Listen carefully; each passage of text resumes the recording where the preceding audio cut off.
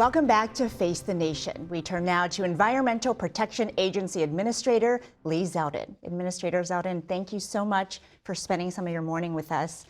I want to start with what your office called the most momentous day in the history of the EPA, and that is when the EPA announced 31 deregulatory actions just last month.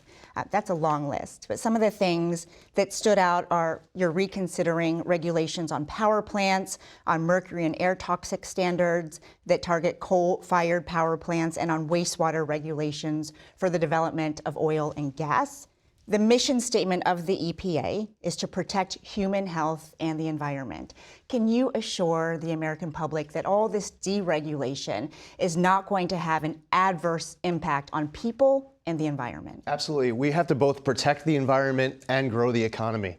It's what the American people demanding. They're demanding of us. They want us to make sure that we're applying common sense.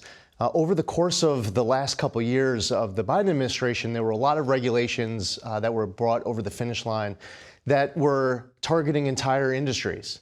And when the American public went to vote last November, they were talking about economic concerns about struggling to make ends meet. That includes the cost of being able to heat their home, the choice of whether or not to be able to heat their home or fill up their fridge with groceries or afford prescription medication, the ability to get jobs.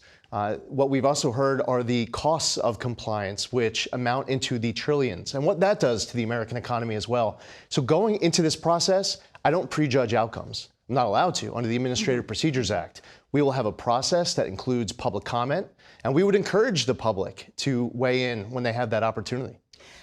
Last month, you also announced that your agency is proposing changing the waters of the U.S. And of course, those are subject to regulation under the Clean Water Act and historically set standards that the EPA can address pollutants in our drinking water, including forever chemicals known as PFAs. I bring that up because during your time as a congressman, you advocated for legislation to address those dangerous PFAs in our water. Can you talk about the specifics of what waters could be now excluded from EPA regulation and why? Okay, so the first thing on the waters of the U.S., the United States Supreme Court, in a decision called Sackett, put out prescriptive language saying what should be considered a water of the U.S.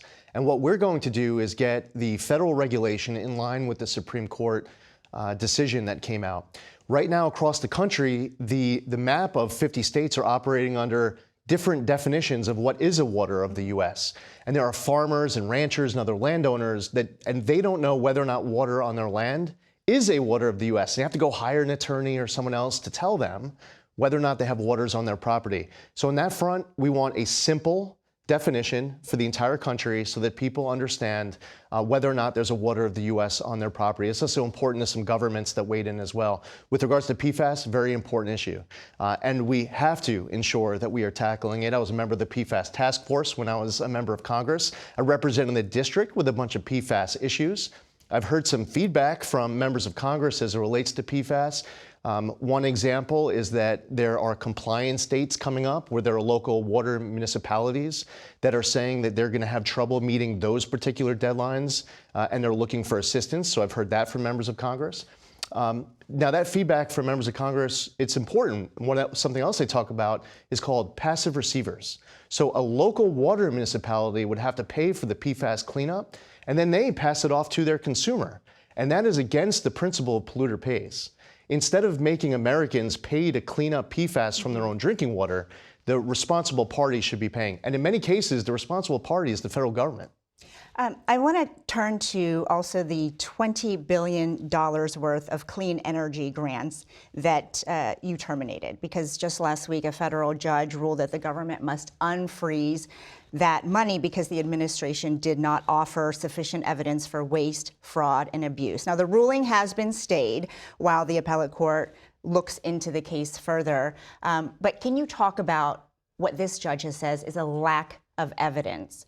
Because there are several ongoing investigations to look for that waste, fraud, and abuse, but they haven't concluded. Yeah. So why did you freeze the money before those investigations wrapped? And I'm glad you pointed out that the circuit court then stopped what the district court was saying. So self-dealing and conflicts of interest, unqualified recipients, lack of sufficient EPA oversight. These were all concerns that we had. First, had the alarm raised when a Biden EPA political appointee in December was on video saying that they were tossing gold bars off the Titanic, rushing to get billions of dollars out the door before Inauguration Day, and also said with an eye towards getting themselves jobs at recipient NGOs. So for example, as it relates to unqualified recipients, there was one recipient NGO that only received $100 in 2023. They got $2 billion in 2024. They also have in their grant agreement requirement to complete a training in 90 days called How to Develop a Budget. They were amending the account control agreements days before the inauguration, reducing EPA oversight. There's all sorts of questions that you can ask me as it relates to where this money goes, because the $20 billion goes through 8 pass-through entities. EPA isn't even a party to the account control agreements once it goes to the other entities, including many other pass-throughs. If you ask me what happens to that money, basic questions, $20 billion, I couldn't even provide answers to you. Now, I owe it to you, to the American public, to Congress, to be able to tell them where that money goes. The idea that we're going to play along with tossing gold bars off the Titanic is something that I will not go along with. I have a zero tolerance for any waste and abuse. It is my duty to ensure that I'm an exceptional steward of tax dollars. It is my responsibility to make sure that we have more oversight of those funds. You bring up the gold bars because of that Project Veritas video, where one former EPA advisor used that phrase. But you're not banking all of these cuts based on that one assertion, are you? Yeah, so it's interesting because you asked me, I brought up one piece of example as it relates to that video. I talk about unqualified recipients. I talk about an NGO that's brand new that received $100 and they get $2 billion. I talk about how their grant agreement tells them that they have 90 days to complete training called How to Develop a Budget. I talk about how they're amending account control agreements just days before the election. And the judge says that's not sufficient evidence. Oh no, it's actually worse than that. In the judge's opinion, she doesn't even reference it. She ignores it. Now, this is one of the problems with district court judges across this entire country. They were not elected president of the United States. It is important for us to be able to fulfill our constitutional duties, to follow our statutory obligations, and it is important to be a responsible steward of tax dollars. But what shouldn't happen is ignore all of the evidence and then just say there is no evidence. The 39-page opinion of the district court doesn't even reference any of that. And if we had more time and you said, hey, Lee, why don't you provide for me 15 more examples of evidence right now? And it's up to you. I don't know how much time you have, but I could just keep going of all of the evidence and talk about self-dealing, conflicts of interest, unqualified recipients, and reduced oversight. Administrator, I will get that from your team, and I appreciate it. We will also be watching that case as it unfolds closely. Thank you so much, and happy Easter to you. We'll be right back. We go now to Massachusetts Democratic Governor Maura Healey, who joins us this morning from just outside of Boston. Governor Healey, good morning to you. Good morning, Weijia. Happy Easter to you and to all out there listening. Happy Easter to you as well. I want to start with Harvard University, which is, of course, in your state and your alma mater. Last week, the Trump administration froze $2.2 billion in multi-year grants, $60 million in multi-year contracts to Harvard. And that's after the university rejected some of the administration's demands in order to keep that money flowing. We saw the impact was swift, everything from research to staffing. And I wonder, is the university going to be able to withstand this funding freeze? Well, here's what's happening on the ground as a result of those actions. And really, let's go back 6 weeks when the first cuts were announced for NIH funding. Massachusetts, we've got a number of colleges and universities, research institutions. These are entities that actually have pioneered for decades cures to diseases, cancer, working right now on treatments for Alzheimer's, Parkinson's, and so much more. In addition, they've often been the ones that have been leading the research when it comes to our defense industry. I could go through the various sectors, but basically what Donald Trump is doing by cutting off this funding, a few things are happening. Research labs are shutting down. Scientists and researchers are leaving the United States and going to other countries to do their work. And essentially, Donald Trump is giving away intellectual assets. The other thing that's happening in real time right now, and it's incredibly sad, Weijia, I was in a hospital here just the other week, and this is a hospital, Boston Children's, where some of the sickest kids in the country go for care. And there have been cuts to Boston Children's and other hospitals as a result of Donald Trump's actions, because these are part of a teaching hospital system. These cuts to universities have significant ripple effects because they result in people being laid off, scientists being laid off, doctors being laid off. Clinical trials for things like cancer treatments have been shut down, and this is really bad. It's bad for patients, it's bad for science, and it's really bad for American competitiveness. As governor, I want Massachusetts soaring, I want America soaring, and what Donald Trump is doing is basically saying to China and other countries, come to the United States, take our scientists, take our researchers, and that's what's happening. And it's terrible. On top of what he's done to the economy and in just dismantling and wrecking the economy right now, I'm working hard every day to lower costs in my state, cut taxes, build more housing, and Donald Trump is just making life more expensive for all of us, making life harder for all of us. And by coming after colleges and universities, Weijia, this is really going to have an impact on American competitiveness. There's a reason this country has led the world, remember, and it's because we've invested in science and innovation for decades. Has Harvard asked your state for any support? There's no way a state can begin to make up for the cuts to federal funding. The cuts that Donald Trump has made to education, to health care, food for kids, heating assistance for seniors. He just cut off FEMA disaster relief for our states the other day. And as governor, I'm going to do everything I can to protect my residents, to protect our state, to protect our economy, but he makes it really difficult. I'll give you an example, Weijia. I filed and signed the largest housing bill in history. I want to build more housing so that we can drive down costs.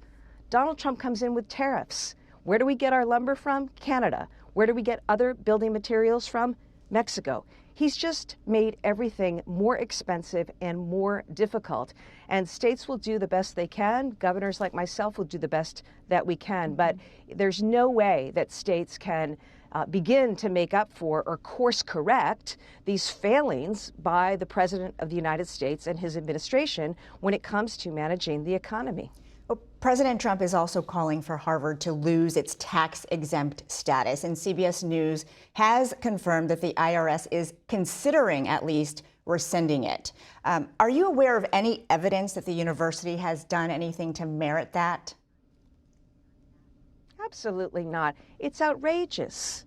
But it's part of this continued playbook that Donald Trump has been using, which is to silence critics, right? First he went after the law firms, then he went after companies, then he went after everyday Americans. Now he's going after colleges and universities, using any and all tactics to try to shut them down, to silence them.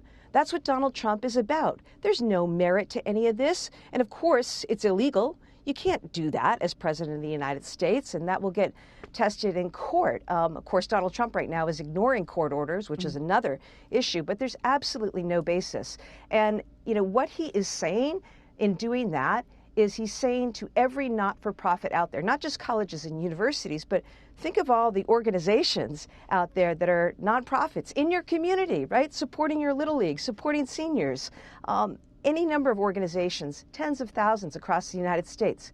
Donald Trump is saying, I can take that away from you right now because I'm president and I have that power. He does not have that power. And there is not only is there no legal basis for what he is trying to do, it doesn't make any sense whatsoever. And Governor, I want to ask you about a Tufts student, Rumeysa Ozturk, who was detained in your state by plainclothes officers late last month. Right now, she's being held at a detention facility in Louisiana and has not been charged with any crimes.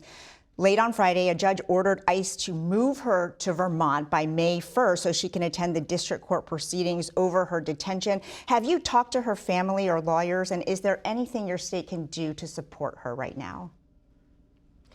Well, this is a very troubling matter because this woman is a Fulbright scholar. She's getting her PhD in child development. She has no criminal record or history. It appears she was one of many signers of an op-ed in a college newspaper. The courts are already involved here, but it's very concerning. It's very concerning because there appears to be a total ignoring of due process, which is so foundational to our democracy and our rule of law in this country. And it also sends such a chill to students everywhere, including foreign students. Massachusetts is a place where we benefit from foreign students coming from all over the world to do research, to study, and to start companies, in addition to winning Nobel Prizes. And this is really important because when I talk about Donald Trump's failed America First agenda, Weisha, this is what I'm talking about. Governor, people are not going to come much to the United States. They're going to go elsewhere.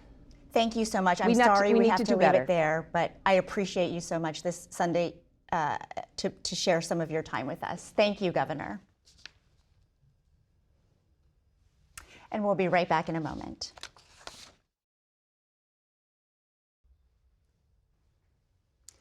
We turn now to the economy and the president of the Chicago Federal Reserve Bank, Austin Goolsbee. He joins us this morning from Chicago. Austin, it's great to see you this morning. Yeah, thank you for having me, Weija. I want to talk about President Trump's tariffs plan because last week, Federal Reserve Chairman Jerome Powell said tariff increases were higher than expected and the economic effects will be too, including higher inflation and slower growth. Do you agree with that assessment? Well, I'm out here. The Chicago Fed District is kind of heart of the Midwest, Iowa, Illinois, Indiana, Wisconsin, Michigan. Folks, when I'm out talking to them, business people and civic leaders have been saying for months that they had anxiety, that if the tariffs were going to be as big as what they were saying they might be in February, March, that would have a pretty significant impact on their operations. The tariff announcement April 2nd was definitely bigger than what they had been expressing. But there's just a lot of question marks. We don't know 90 days from now when they've revisited the tariffs. We just don't know how big they're going to be. Yeah, and the administration says they have a lot of deals in the works. So we have to wait to see what those look like. Trump's former top economic advisor, Gary Cohn, was on CNBC talking about what he is hearing from business executives about how they are impacting consumers right now. I want to play some of that for you. What everyone's worried about is June, July, and August. Are we just pulling all this demand forward from the summer? Because people that were going to buy stuff naturally through the next 6 months are saying, look, I'm going to save the tariff. I'm going to buy it now. So he's talking about people trying to get ahead of the tariffs in case no deals are reached, in case those high numbers do get put into effect. So I wonder if you're hearing the same from your contacts in Chicago, that people are trying to rush out there to buy, and how does that impact your outlook for the economy? Yeah, that kind of preemptive purchasing is probably even more pronounced on the business side, where in anticipation, a lot of the imports that the tariffs would apply to, especially in the auto sector, are things that are parts, components, supplies that go into the manufacturing of other products. So we heard a lot about preemptive building up of inventories that could last 60 days, 90 days if there were going to be more uncertainty. That raises the possibility that Gary Cohn raised there, that activity might look artificially high in the initial, and then by the summer might fall off because people had bought it all and brought it forward. I'm still hopeful, and the people that I talk to out in the Midwest are still hopeful that on the back end of this, it would be more like what Secretary Besson said, that this could be a spark to lead to a new, he called it, golden age of global trade. If we can get through this, it's important to remember the hard data coming into April was pretty good. The unemployment rate around steady, full employment, inflation coming down. It's just a desire of people expressing they don't want to go back to kind of 21 and 22 at a time when inflation was really raging out of control. Got it. I do want to go back to Jay Powell's remarks about the impact of tariffs, or potential impact, because they prompted President Trump to lash out by declaring Powell's termination cannot come fast enough. Here's what the president said when reporters pressed if he has the power to remove Powell. I'm not happy with him. I let him know it, and if I want him out, he'll be out of there real fast, believe me. Now, Austin, I know the Fed does not wade into politics, and I'm not going to ask you to do that, but I wonder if statements like this undermine or complicate your job as an apolitical institution. Look, I'm glad you didn't ask me for legal advice, because I'm an econ PhD. Don't ever ask legal advice from somebody like me. I would say monetary independence. Before I was ever at the Fed, I was a research economist at the University of Chicago. There's virtual unanimity among economists that monetary independence from political interference, that the Fed or any central bank be able to do the job that it needs to do, is really important. And they came to that not as a theory, but just by looking around the world at places where they don't have monetary independence. Mm-hmm. And the fact is, the inflation rate is higher, growth is slower, the job market is worse. So we really, I strongly hope that we do not move ourselves into an environment where monetary independence is questioned, because that would undermine the credibility of the Fed. All right, Austin, thank you so much for your time, and happy Easter to you. Yeah, happy Easter. Great to see you, Ouija. We'll be right back. Vice President J.D. Vance, a practicing Catholic, met and exchanged gifts with Pope Francis at the Vatican this morning. The 88-year-old pontiff, who has been critical of the Trump administration's immigration and deportation policies, has been recovering from pneumonia for the last few weeks. That's it for us today. Thanks for watching, and happy Easter. And for Face the Nation, I'm Ouija Chen.